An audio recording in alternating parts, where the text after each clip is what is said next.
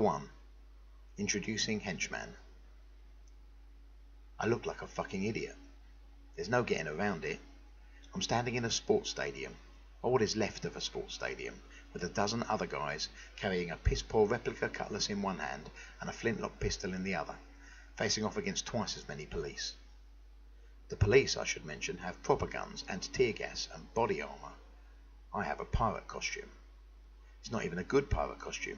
It looks like something you buy on eBay for $20 for your kid's Halloween party. One of the police is calling on us to throw down our weapons and surrender. His voice sounds smug over the loudhailer. They know they've got us. It may be different if the boss was here, but he's been missing ever since things started going wrong, and it's becoming pretty clear that he has no intention of returning. I really don't know if his superpowers would make much difference anyway. He's strong, and he's fast compared to normal folks, and he throws small explosives that appear to be more noise and sound than real damage, but the police seem to take him seriously enough to have turned out quite a force, so maybe he'd turn the tide. I guess we'll never know. I glance around to see if any of the others are showing any intention of surrendering. It seems like a good plan to me. Sure, we'd have to do some time, but that's still better than getting shot full of holes. Of course, there's no chance of them dropping their weapons. I may be new to this henchman gig, but the cardinal rule has been made very clear to me. You never surrender unless your boss surrenders. If you do, you will find that your brief stay in a correctional facility becomes a more permanent situation. Yeah, they kill you. And your family, usually. It's a good incentive to play by the rules. Last warning, comes the voice of the law crackling through the air. Across the field I can see the police officers are eager. This must be rare for them. They are used to having to call in the capes to deal with a supervillain situation. What are we?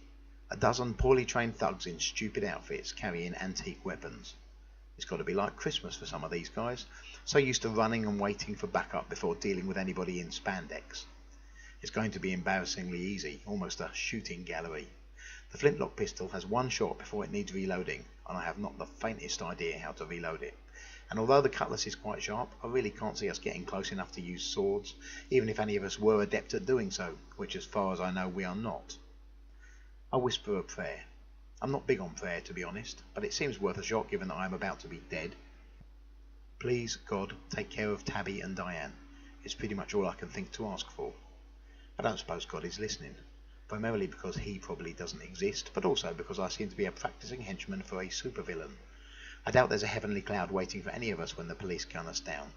Still, anything is worth a try at this point. After all, my wife has a mostly out-of-work bum of a husband, and my daughter has a costumed bad guy for a dad. I reckon the least I can do is ask God to look out for them. It can't hurt, can it? There is a moment of breathless anticipation as the air in the stadium seems to charge with the anticipation of violence and blood. My fellow henchmen seem to have decided to go out with a bang because their collective terror has been replaced by something else. I can feel myself getting caught up in it. The atmosphere is contagious, and I feel adrenaline rushing through me. Or maybe it's just stupidity. No idea, but it is time. With a roar, we are all rushing forwards, our cutlasses raised over our heads, the explosive booms of the flintlocks filling our ears, our war cries roaring as much through our veins as through the air. I'm sure I hear somebody shout, "Yo ho ho!" and it's difficult not to admire his attempt at taking the role seriously in the face of imminent death. This is, after all, the stuff that real theatre is made of, I think bitterly. I have a moment to wonder, not for the first time, what the fuck pirates have to do with leprechauns anyway, but it's not a question I'm likely to get answered any time soon. I'd meant to ask, but there hadn't been a moment, and now there probably never will be. The police stand in their line, regimented, confident, trained.